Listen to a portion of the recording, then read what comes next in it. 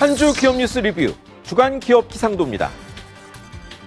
하반기 앞두고 경제 성장률 전망 낮추기 릴레이가 한창입니다. 2%대 초반까지 낮춘 곳 속출합니다. 그렇다고 모두가 힘들기만 한 건 아니죠. 그러면 맑고 흐린 기업 찾아 기업 기상도 출발합니다.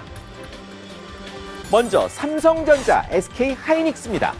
중국이 반도체 굴기 외치지만 10년 뒤에도 우위 지킬 것이란 전망이 나왔습니다.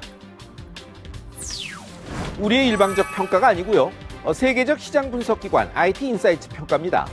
고작 5%인 중국의 순수 반도체 작업률과 낮은 기술 수준, 올해부터 D램 만든다는 창신 반도체에 고작 1조 원대 투자, 이런 거 종합하면 10년 지나도 삼성, SK 못 따라잡는다는 게 결론입니다. 하지만 이 말 믿고 방심하라는 것 아니라는 건 아시죠? 당장 1년은 더 이어질 반도체 불황, 이 파도부터 넘는 게 시급합니다. 다음은 LG U+입니다. 5G는 한번 독하게 본다더니 5G 기지국 1위 올랐습니다. 20여 년 전 개인 휴대통신 PCS 도입 이래 LG 통신 사업 이미지는 늘 시장 막내란 건데요.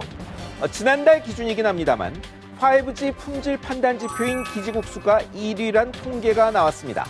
가입자 수도 30% 선이란 추계 나옵니다. 이제 시작이긴 합니다만 좀 달라졌죠? 물론 탄탄대로만은 아닙니다.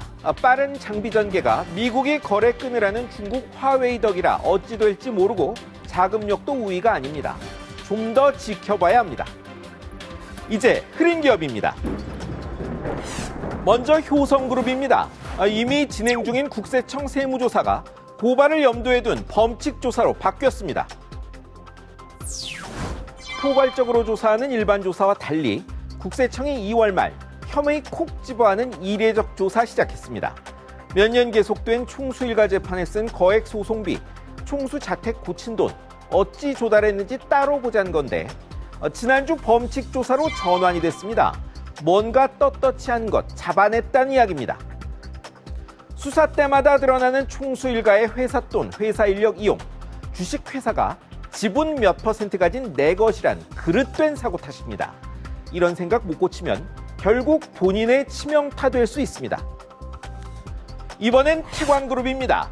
여기는 회장님 재산 불리려다가 회장 본인은 물론 19개의 계열사가 줄줄이 고발됐습니다. 총수의 횡령 문제로 몇 년째 수사, 재판 반복 중인 이 회사. 공정거래위원회 조사 결과 회장님 재산 불리려고 별로 특별할 것 없는 김치, 계열사가 비싸게 사 먹고 선물 주고 덤으로 회장님 수입하는 와인도 팔아드렸다죠. 공정위 판정 부당이익만 33억 원입니다. 발표 뒤 협력사에도 김치 강매하고 외부의 회사 돈으로 김치사 기부했다는 폭로 나오며 속살 다 드러났습니다. 어쨌든 참 무서운 김치입니다. 다음은 아시아나항공입니다.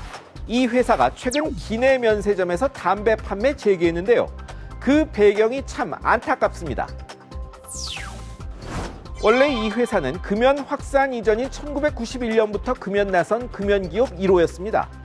4년 뒤엔 기내 흡연 금지하고 담배 판매 중단했습니다. 그런데 왜 다시 팔까요?